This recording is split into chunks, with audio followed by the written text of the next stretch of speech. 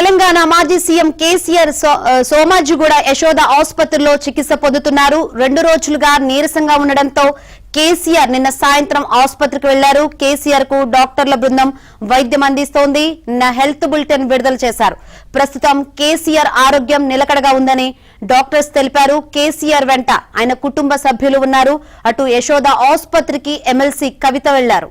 మరిన్ని వివరాలు అందించేందుకు మా ప్రతినిధి నరేష్ సిద్ధంగా ఉన్నారు. నరేష్, యశోద ముఖ్యమంత్రి బీఆర్ఎస్ అధ్యక్షుడు కేసీఆర్ చికిత్స తీసుకున్నారు. నిన్న సాయంత్రం ఆయన ఆరోగ్యం బాగాలేకపోతుంది, అంటే కొంత నీరసంగా గత 2 రోజులుగా ఆయన నీరసంగా ఉన్నట్టు తెలుస్తుంది. అందులో భాగంగానే నిన్న సాయంత్రం యశోద ఆసుపత్రికి వచ్చారు. అయితే వైద్యులకు వైద్య పరీక్షలు నిర్వహించారు. తర్వాత అడ్మిట్ అవ్వాల్సిందిగా సూచించిన నేపథ్యంలో రాత్రి ఆయన యశోద హాస్పిటల్లోనే ఉన్నారు.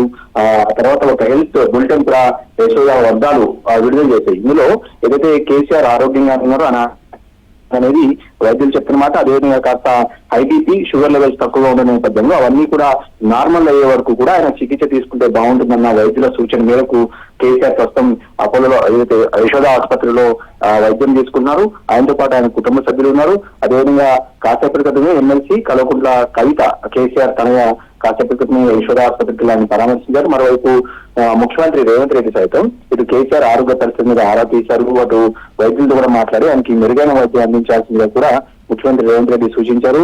ఇంకొక వైపు పార్టీ శ్రేణులు కావచ్చు, నాయకులు కావచ్చు నిన్న రాత్రి నుంచి కూడా ఏదైతే కేసీఆర్ చికిత్స తీసుకున్న యశోద ఆసుపత్రికి వస్తున్నారు. అయితే బీఆర్ఎస్ వర్గాలు అయితే ఒకటే చెప్తున్నాయి, కేసీఆర్ ఆరోగ్యం గురించి ఎలాంటి ఆందోళన చెందాల్సిన అవసరం లేదు.